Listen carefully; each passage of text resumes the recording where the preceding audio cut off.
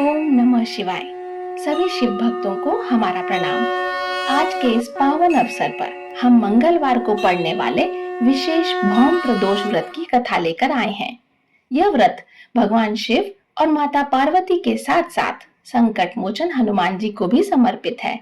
जो भी भक्त इस कथा को सच्चे मन से सुनता है उसे रोग, दोष और ऋण से मुक्ति मिलती है। तो अपनी आंखें बंद करें, मन शांत करें और भक्ति भाव के साथ कथा का श्रवण करें। भौम त्रयोदशी प्रदोष व्रत कथा। सूत जी बोले, अब मैं मंगलवार त्रयोदशी प्रदोष व्रत का विधि विधान कहता हूँ। मंगलवार का दिन व्याधियों का नाशक है। इस व्रत में एक समय व्रती को गेहूं और गुड़ का भोजन करना चाहिए। देव प्रतिमा पर लाल रंग का फूल चढ़ाना चाहिए और स्वयं लाल वस्त्र धारण करना चाहिए। इस व्रत के करने से मनुष्य सभी पापों और रोगों से मुक्त हो जाता है। इसमें किसी प्रकार का संशय नहीं है। अब मैं आपको उस बुढ़िया की कथा सुनाता हूँ जिसने यह व्रत किया और मोक्ष को प्राप्त हुई। प्राचीन काल की घटना है। एक नगर में एक बुढ़िया रहती थी। उसके मंगलिया नाम का एक पुत्र था। वृद्धा को हनुमान जी पर बड़ी श्रद्धा थी। वह प्रत्येक मंगलवार को हनुमान जी का व्रत रखकर यथाविधि उनका भोग लगाती थी। इसके अलावा मंगलवार को न तो घर लीपती थी और न ही मिट्टी खोदती थी।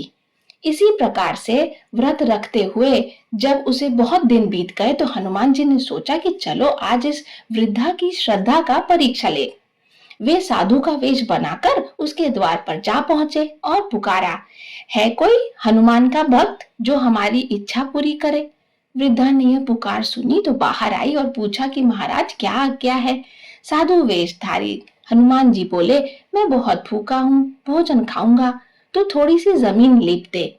वृद्धा बड़ी दुविधा में पड़ गई। अंत में हाथ जोड़कर प्रार्थना की कि हे महाराज, लीपने और मिट्टी खोदने के अतिरिक्त जो काम कहें वह मैं करने के लिए तैयार हूँ।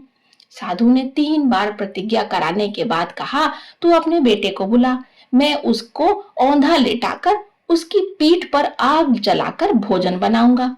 वृद्धा ने सुना तो उसके पैरों तले जमीन खिसक गई, पर वह वचन हार चुकी थी। उसने मंगलिया को पुकारकर साधु महाराज के हवाले कर दिया, पर साधु ऐसे ही मानने वाले थोड़ी थे।